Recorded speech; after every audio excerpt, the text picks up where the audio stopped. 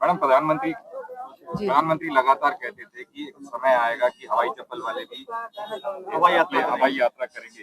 जेवर का एयरपोर्ट चालू होने वाला है 15 तारीख को, और वहाँ पे लखनऊ से जेवर से लखनऊ 10,000 रुपए किराया रखा गया है। कैसे हाल फिलहाल ये देखा गया है कि सबसे पहले तो जहाँ बात होती थी जो सरकार की जो पूंजी है सरकार के हाथों में ही रहे। तो जब से भारतीय जनता पार्टी आई है, जितनी भी सरकार की पूंजियां हैं, चाहे वो हमारे रेलवेज हो, चाहे वो हमारे एयरपोर्ट्स हो, वो वो प्राइवेटाइज कर दिए गए हैं भारतीय जनता। और जितना प्राइवेटाइजेशन भारतीय जनता पार्टी के समय हुआ है, निजीकरण जिसको कहा जाता है, जहाँ पे अगर सरकारी चीजें होती है, सरकारी व्यवस्थाएं होती है, तो फिर मैं समझती हूँ आरक्षण भी लागू होता है नौकरियों में।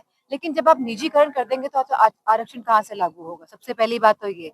और जहाँ जो किराए की बात हुई थी, लगातार देखा गया है कि किराए बढ़ते जा रहे हैं, चाहे हवाई जहाज हो, चाहे वो रेलवे स्टेशन हो, और आम लोगों को जो इससे दिक्कतों का सामना करना पड़ रहा है। और इसी के साथ जब भी कोई बड़ी त्रासदी होती है देश में, तो तब आप देखेंगे जो 10,000 रुपए का टिकट होता है हमारे एयरपोर्ट्स का, एयरलाइंस का, वो सीधे 3 गुना हो जाता है।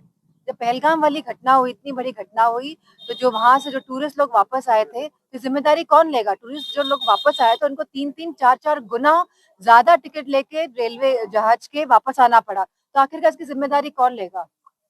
आईपैक के साथ समाजवादी पार्टी ने अपना करार तोड़ दिया। क्या तो आईपैक नहीं होगा तो आईपैक की जगह कोई और होगा, कोई और पैक आएगा। तो ये करार तोड़ने का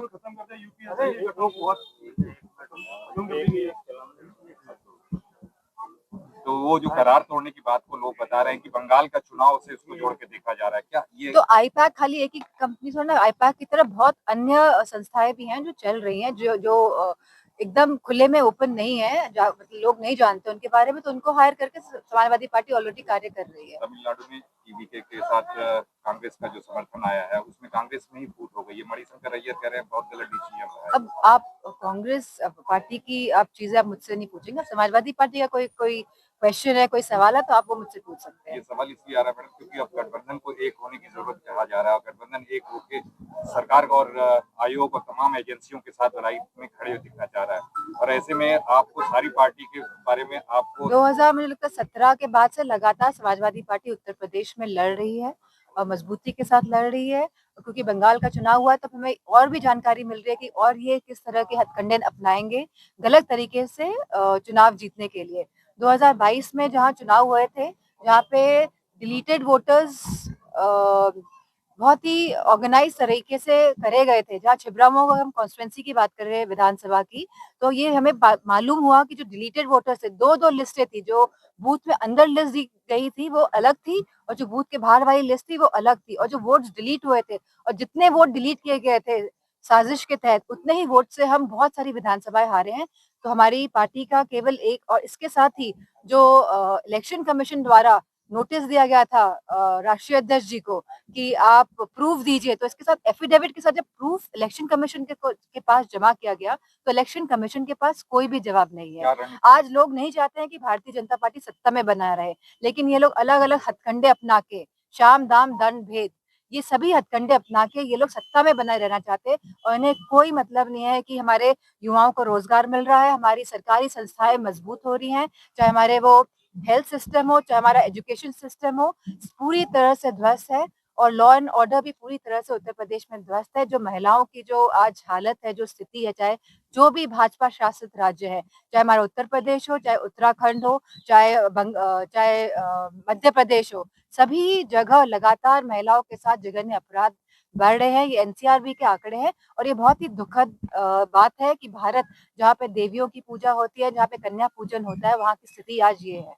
महिलाओं के साथ बढ़ रहे अपराध में देखा गया है कि भाजपा और भाजपा के कुछ लोग उनमें शामिल होते हैं, और फिर अब बताइए, उत्तराखंड के मुख्यमंत्री, उनकी विधानसभा चंपावत, वहां पे इतनी बड़ा कांड हो गया 16 वर्ष की बालिका के साथ, और मुख्यमंत्री खुद ही उस कांड को दबाने में लगे हुए हैं।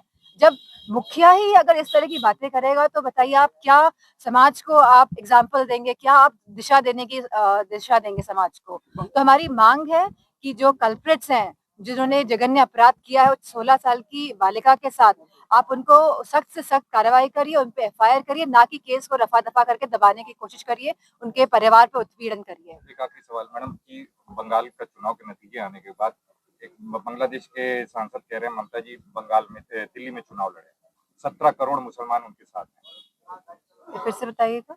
बांग्लादेश के सांसद जी का कहना है कि 17 करोड़। अब दिल्ली में चुनाव तो कब होगा, जब होगा तब का तब देखेंगे।